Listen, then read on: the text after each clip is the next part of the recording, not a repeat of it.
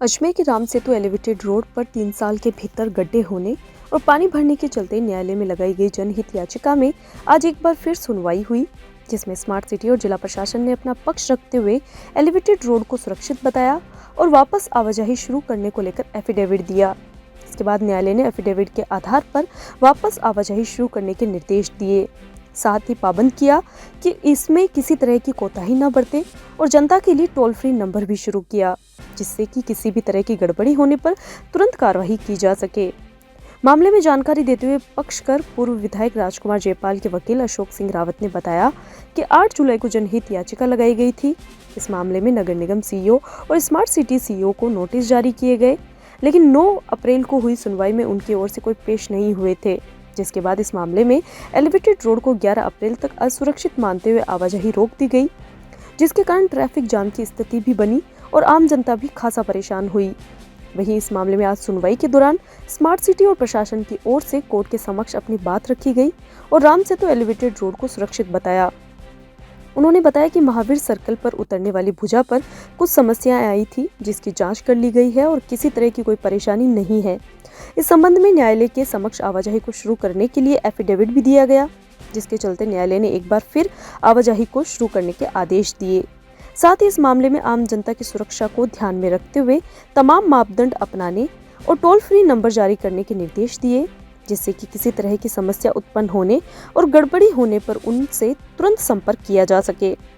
इसके बाद जिला प्रशासन ने भी राहत की सांस ली। जो राम सेतु ब्रिज जो 3 साल में ही जिसकी एक भुजा जिसमें गड्ढा पड़ गया, जो खराब हो गई थी और जिसको आवागमन के लिए जो रोका गया था, उसके बाद में जो जनहित याचिका जनप्रतिनिधित्ववाद जो सिविल न्यायाधीश महोदय श्रीमान मनमोहन जी चंदेल साहब के यहाँ पेश किया और उसमें जो मेरे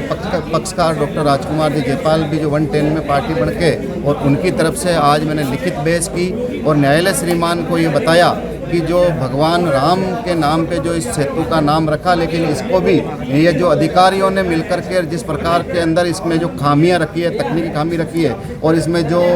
भ्रष्टाचार हुआ, इनके खिलाफ सख्त कार्रवाई करें, इसकी जांच करवाएं और इनसे एक एफिडेविट शपथ पत्र लिया जाए कि अगर इसमें कोई किसी प्रकार की जनहानि हुई और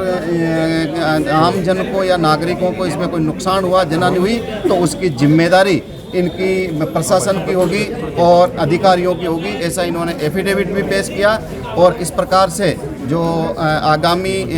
जो कार्रवाई है वो आगे होगी, लेकिन निश्चित रूप से इसके अंदर हमने न्यायालय से ये कहा है कि इसमें सख्त से सख्त कार्रवाई करें और दोषियों के खिलाफ इसके अंदर फौजदारी भी कार्रवाई करवाएंगे और ये भी चल रहा है और इसकी एफिडेविट दिया। एफिडेविट के बाद में इनको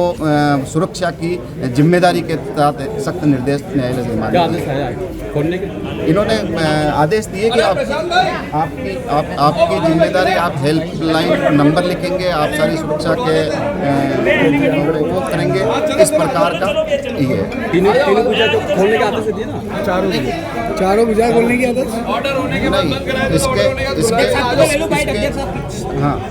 इसके अंदर इनको शपथ पत्र दिया, सुरक्षा के पूरे मानकों का ध्यान रखेंगे, इनकी जिम्मेदारी होगी। न्यायालय ने जो एलिवेटेड रोड की जो एक भुजा जो क्षतिग्रस्त हुई थी उसको ध्यान में रखते हुए और नागरिक सुरक्षा को देखते हुए इंटरिम आदेश दिया था, स्टे दिया था,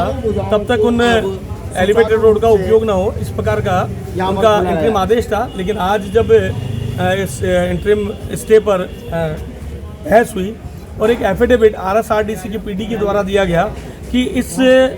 एलिवेटेड रोड की जो 3 भुजाएं हैं वो आवागमन के लिए, नागरिक सुरक्षा के लिए हर तरह से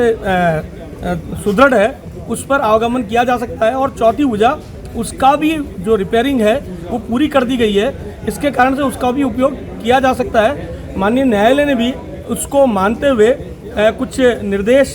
जो इससे संदर्भित हैं उनको प्रदान करते हुए इस एलिवेटेड रोड का उपयोग सुचारू करने का आदेश प्रदान कर दिया।